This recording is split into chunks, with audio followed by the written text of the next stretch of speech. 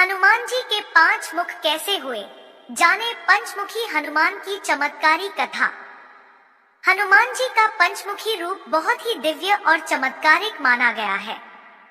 मान्यता है कि इस रूप में बजरंग बली की पूजा करने से आपके जीवन में सुख शांति स्थापित होती है और सभी कष्ट दूर होते हैं। आइए जानते हैं हनुमान जी के इस अवतार की कहानी, जो स्कंद पुराण और आनंद रामायण के सारकांड की कथा है। लंका में महाबलशाली मेघनाद के साथ बड़ा ही भीषण युद्ध चला। अंततः मेघनाद मारा गया। रावण, जो अब तक मद में चूर था, राम सेना खास तौर पर लक्ष्मण का पराक्रम सुनकर थोड़ा तनाव में आया। रावण को कुछ दुखी देखकर रावण की मां कैकसी ने उसके पाताल में बसे 2 भाइयों अहिरावण और महिरावण की याद दिलाई। रावण को याद आया कि यह दोनों तो उसके बचपन के मित्र रहे हैं। लंका का राजा बनने के बाद उनकी सुध ही नहीं रही थी। रावण यह भली प्रकार जानता था कि अहिरावण व महिरावण तंत्र मंत्र के महापंडित, जादू टोने के धनी और मां कामाक्षी के परम भक्त हैं। रावण ने उन्हें बुलावा भेजा और कहा कि वह अपने छल बल कौशल से श्री राम व लक्ष्मण का सफाया कर दे। यह बात दूतों के जरिए विभीषण को पता लग गई। युद्ध में अहिरावण व महिरावण जैसे परम मायावी के शामिल होने से विभीषण चिंता में पड़ गए। विभीषण को लगा कि भगवान श्री राम और लक्ष्मण की सुरक्षा व्यवस्था और कड़ी करनी पड़ेगी। इसके लिए उन्हें सबसे बेहतर लगा कि इसका जिम्मा परमवीर हनुमान जी को सौंप दिया जाए। राम लक्ष्मण की कुटिया लंका में सुवेल पर्वत पर बनी थी। हनुमान जी ने भगवान श्री राम की कुटिया के चारों ओर एक सुरक्षा घेरा खींच दिया। कोई जादू टोना तंत्र मंत्र का असर या मायावी राक्षस इसके भीतर नहीं घुस सकता था। अहिरावण और महिरावण श्री राम और लक्ष्मण को मारने उनकी कुटिया तक पहुँचे, पर इस सुरक्षा घेरे के आगे उनकी एक न चली और वे असफल रहे। ऐसे में उन्होंने एक चाल चली। महिरावण विभीषण का रूप धर के कुटिया में घुस गया। प्रभु श्री राम और लक्ष्मण पत्थर की सपाट शिलाओं पर गहरी नींद सो रहे थे। दोनों राक्षसों ने बिना आहट के शिला समेत दोनों भाइयों को उठा लिया और अपने निवास पाताल की ओर लेकर चल दिए। विभीषण लगातार सतर्क थे। उन्हें कुछ देर में ही पता चल गया कि कोई अनहोनी घट चुकी है। विभीषण को महिरावण पर शक था। उन्हें राम लक्ष्मण की जान की चिंता सताने लगी। विभीषण ने हनुमान जी को महिरावण के बारे में बताते हुए कहा कि वे उसका पीछा करें। लंका में अपने रूप में घूमना राम भक्त हनुमान के लिए ठीक न था, सो उन्होंने पक्षी का रूप धारण कर लिया और पक्षी के रूप में ही निकुंभला नगर पहुंच गए। निकुंभला नगरी में पक्षी रूप धरे हनुमान जी ने कबूतर और कबूतरी को आपस में बात करते हुए सुना। कबूतर कबूतरी से कह रहा था कि अब रावण की जीत पक्की है। अहिरावण व महिरावण राम लक्ष्मण की बलि चढ़ा देंगे, बस सारा युद्ध समाप्त। कबूतर की बातों से ही बजरंग बली को पता चला कि दोनों राक्षस राम लक्ष्मण को सोते में ही उठाकर कामाक्षी देवी को बलि चढ़ाने पाताल लोक ले गए हैं। हनुमान जी वायु वेग से रसातल की ओर बने और तुरंत वहां पहुंचे। हनुमान जी को रसातल के प्रवेश द्वार पर एक अद्भुत पहरेदार मिला। इसका आधा शरीर वानर का और आधा मछली का था। उसने हनुमान जी को पाताल में प्रवेश से रोक दिया। द्वारपाल हनुमान जी से बोला कि मुझको परास्त किए बिना तुम्हारा भीतर जाना असंभव है। दोनों में लड़ाई ठन गई। हनुमान जी की आशा के विपरीत यह बड़ा ही बलशाली और कुशल योद्धा निकला। दोनों ही बड़े बलशाली थे। दोनों में बहुत भयंकर युद्ध हुआ, परंतु वह बजरंग बली के आगे न टिक सका। आखिरकार हनुमान जी ने उसे हरा तो दिया, पर उस द्वारपाल की प्रशंसा करने से नहीं रह सके। हनुमान जी ने उस वीर से पूछा कि हे वीर, तुम अपना परिचय दो। तुम्हारा स्वरूप भी कुछ ऐसा है कि उससे कौतूहल हो रहा है। उस वीर ने उत्तर दिया, मैं हनुमान का पुत्र हूँ और एक मछली से पैदा हुआ हूँ। मेरा नाम है मकरध्वज। हनुमान जी ने यह सुना तो आश्चर्य में पड़ गए। वह वीर की बात सुनने लगे। मकरध्वज ने कहा, लंका दहन के बाद हनुमान जी समुद्र में अपनी अग्नि शांत करने पहुंचे। उनके शरीर से पसीने के रूप में तेज गिरा। उस समय मेरी माँ ने आहार के लिए मुख खोला था, वह तेज मेरी माता ने अपने मुख में ले लिया और गर्भवती हो गई। उसी से मेरा जन्म हुआ है। हनुमान जी ने जब यह सुना तो मकरध्वज को बताया कि वह ही हनुमान है। मकरध्वज ने हनुमान जी के चरण स्पर्श किए और हनुमान जी ने भी अपने बेटे को गले लगा लिया और वहां आने का पूरा कारण बताया। उन्होंने अपने पुत्र से कहा कि अपने पिता के स्वामी की रक्षा में सहायता करो। मकरध्वज ने हनुमान जी को बताया कि कुछ ही देर में राक्षस बलि के लिए आने वाले हैं। बेहतर होगा कि आप रूप बदलकर कामाक्षी के मंदिर में जाकर बैठ जाएं। उनको सारी पूजा झरोखे से करने को कहें। हनुमान जी ने पहले तो मधुमक्खी का वेश धरा और माँ कामाक्षी के मंदिर में घुस गए। हनुमान जी ने माँ कामाक्षी को नमस्कार कर सफलता की कामना की और फिर पूछा, हे माँ, क्या आप वास्तव में श्री राम जी और लक्ष्मण जी की बलि चाहती हैं? हनुमान जी के इस प्रश्न पर माँ कामाक्षी ने उत्तर दिया कि नहीं, मैं तो दुष्ट अहिरावण व महिरावण की बलि चाहती हूँ। यह दोनों मेरे भक्त तो हैं, पर अधर्मी और अत्याचारी भी हैं। आप अपने प्रयत्न करो, सफल रहोगे। मंदिर में 5 दीप जल रहे थे, अलग अलग दिशाओं और अलग अलग स्थान पर। माँ ने कहा, यह दीप अहिरावण ने मेरी प्रसन्नता के लिए जलाए हैं। जिस दिन ये एक साथ बुझा दिए जा सकेंगे, उसका अंत सुनिश्चित हो सकेगा। इस बीच गाजे बाजे का शोर सुनाई पड़ने लगा। अहिरावण महिरावण बलि चढ़ाने के लिए आ रहे थे। हनुमान जी ने अब माँ कामाक्षी का रूप धरा। जब अहिरावण और महिरावण मंदिर में प्रवेश करने ही वाले थे कि हनुमान जी का महिला स्वर गूंजा। हनुमान जी बोले, मैं कामाक्षी देवी हूँ और आज मेरी पूजा झरोखे से करो। झरोखे से पूजा आरंभ हुई। ढेर सारा चढ़ावा माँ कामाक्षी को झरोखे से चढ़ाया जाने लगा। अंत में बंधक बलि के रूप में राम लक्ष्मण को भी उसी से डाला गया।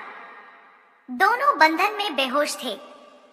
हनुमान जी ने तुरंत उन्हें बंधन मुक्त किया। अब पाताल लोक से निकलने की बारी थी, पर उससे पहले माँ कामाक्षी के सामने अहिरावण महिरावण की बलि देकर उनकी इच्छा पूरी करना और दोनों राक्षसों को उनके किए की आज देना शेष था।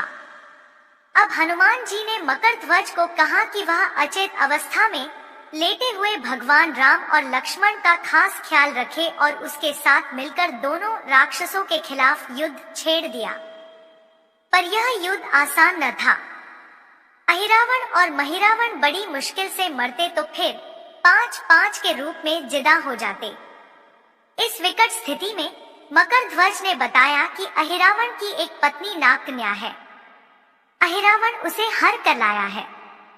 वह उसे पसंद नहीं करती, पर मन मार के उसके साथ है। वह अहिरावण के राज जानती होगी। उससे उसकी मौत का उपाय पूछा जाए। आप उसके पास जाएं और सहायता मांगे। मकरध्वज ने राक्षसों को युद्ध में उलझाए रखा और उधर हनुमान अहिरावण की पत्नी के पास पहुंचे।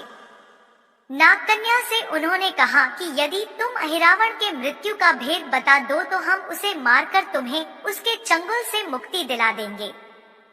अहिरावण की पत्नी ने कहा, मेरा नाम चित्रसेना है। मैं भगवान विष्णु की भक्त हूँ। मेरे रूप पर अहिरावण मर मिटा और मेरा अपहरण कर यहाँ कैद किए हुए है, पर मैं उसे नहीं चाहती। लेकिन मैं अहिरावण का भेद तभी बताऊंगी जब मेरी इच्छा पूरी की जाएगी। हनुमान जी ने अहिरावण की पत्नी नागकन्या चित्रसेना से पूछा कि आप अहिरावण की मृत्यु का रहस्य बताने के बदले में क्या चाहती हैं? आप मुझसे अपनी शर्त बताएं, मैं उसे जरूर मानूंगा। चित्रसेना ने कहा, दुर्भाग्य से अहिरावण जैसा असुर मुझे हर लाया। इससे मेरा जीवन खराब हो गया। मैं अपने दुर्भाग्य को सौभाग्य में बदलना चाहती हूँ। आप अगर मेरा विवाह श्री राम से कराने का वचन दे तो मैं अहिरावण के वध का रहस्य बताऊंगी। हनुमान जी सोच में पड़ गए। भगवान श्री राम तो एक पत्नी निष्ठ है, अपनी धर्म पत्नी देवी सीता को मुक्त कराने के लिए असुरों से युद्ध कर रहे हैं। वह किसी और से विवाह की बात तो कभी नहीं स्वीकारेंगे। मैं कैसे वचन दे सकता हूँ? फिर सोचने लगे कि यदि समय पर उचित निर्णय न लिया तो स्वामी के प्राण ही संकट में हैं। असमंजस की स्थिति में बेचैन हनुमान जी ने ऐसी राह निकाली कि सांप भी मर जाए और लाठी भी न टूटे। हनुमान जी बोले, तुम्हारी शर्त स्वीकार है, पर हमारी भी एक शर्त है। यह विवाह तभी होगा जब तुम्हारे साथ भगवान राम जिस पलंग पर आसीन होंगे वह सही सलामत रहना चाहिए। यदि वह टूटा तो इसे अपशकुन मांगकर वचन से पीछे हट जाऊंगा। जब महाकाय अहिरावण के बैठने से पलंग नहीं टूटता तो भला श्री राम के बैठने से कैसे टूटेगा? यह सोचकर चित्रसेना तैयार हो गई। उसने अहिरावण समेत सभी राक्षसों के अंत का सारा भेद बता दिया। चित्रसेना ने कहा, दोनों राक्षसों के बचपन की बात है। इन दोनों के कुछ शरारती राक्षस मित्रों ने कहीं से एक भ्रामरी को पकड़ लिया। मनोरंजन के लिए वे उसे भ्रामरी को बार बार कांटों से छेड़ रहे थे। भ्रामरी साधारण भ्रामरी न थी, वह भी बहुत मायावी थी, किंतु किसी कारणवश वह पकड़ में आ गई थी। भ्रामरी की पीड़ा सुनकर अहिरावण और महिरावण को दया आ गई और अपने मित्रों से लड़कर उसे छुड़ा दिया। मायावी भ्रामरी का पति भी अपनी पत्नी की पीड़ा सुनकर आया था।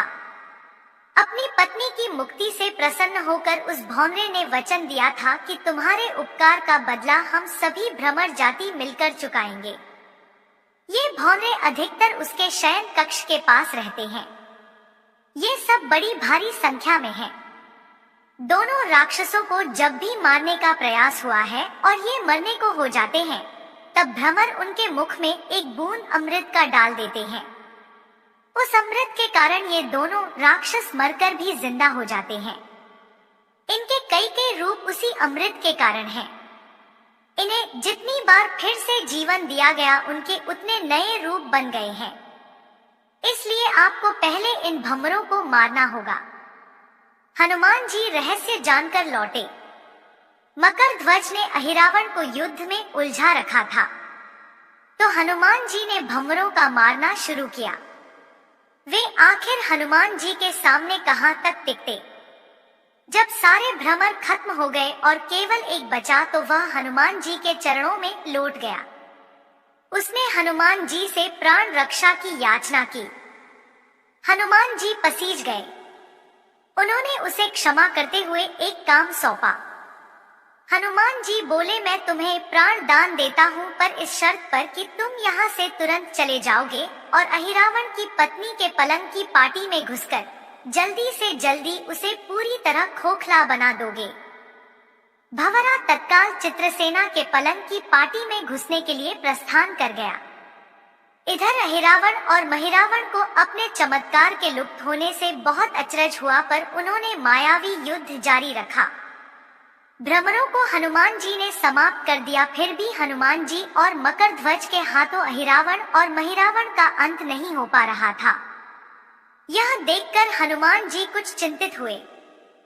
फिर उन्हें कामाक्षी देवी का वचन याद आया। देवी ने बताया था कि अहिरावण की सिद्धि है कि जब पांचों दीपक एक साथ बुझेंगे तभी वे नए नए रूप धारण करने में असमर्थ होंगे और उनका वध हो सकेगा। हनुमान जी ने तत्काल पंचमुखी रूप धारण कर लिया। उत्तर दिशा में वराह मुख, दक्षिण दिशा में नरसिंह मुख, पश्चिम में गरुड़ मुख, आकाश की ओर हयग्रीव मुख एवं पूर्व दिशा में हनुमान मुख। उसके बाद हनुमान जी ने अपने पांचों मुख द्वारा एक साथ पांचों दीपक बुझा दिए। अब उनके बार बार पैदा होने और लंबे समय तक जिंदा रहने की सारी आशंकाएं समाप्त हो गई थी। हनुमान जी और मकर ध्वज के हाथों शीघ्र ही दोनों राक्षस मारे गए। इसके बाद उन्होंने श्री राम और लक्ष्मण जी की मूर्छा दूर करने के उपाय किए। दोनों भाई होश में आ गए। चित्रसेना भी वहां आ गई थी। हनुमान जी ने कहा, प्रभु, अब आप अहिरावण और महिरावण के छल और बंधन से मुक्त हुए, पर इसके लिए हमें इस नागकन्या की सहायता लेनी पड़ी थी।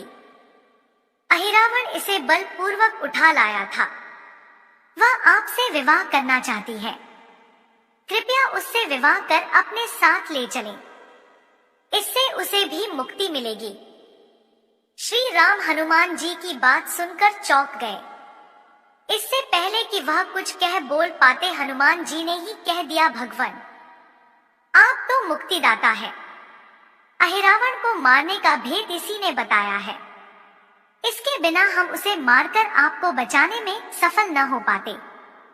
कृपा निधान इसे भी मुक्ति मिलनी चाहिए, परंतु आप चिंता न करें।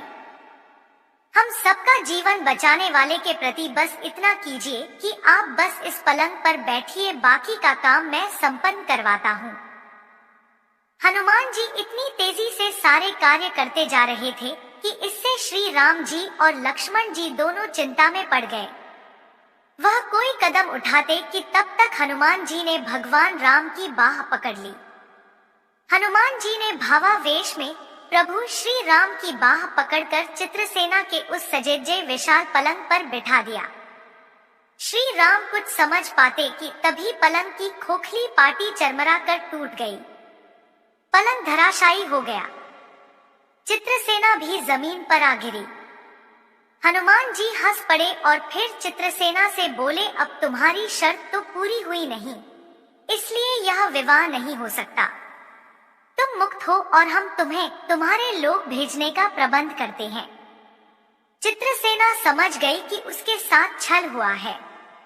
उसने कहा कि उसके साथ छल हुआ है। मर्यादा पुरुषोत्तम के सेवक उनके सामने किसी के साथ छल करें, यह तो बहुत अनुचित है।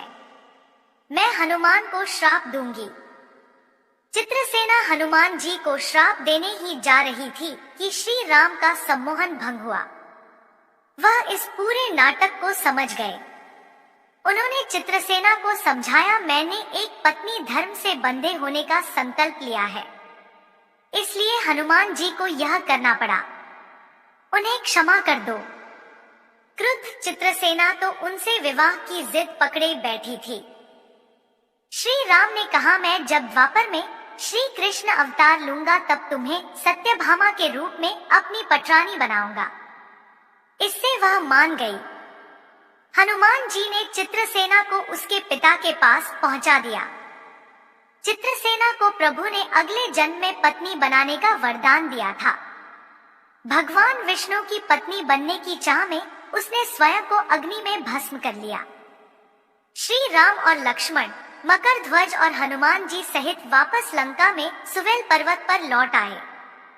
जय श्री राम, जय पवन पुत्र हनुमान। अगर वीडियो पसंद आई तो हमारे चैनल को सब्सक्राइब करें। धन्यवाद।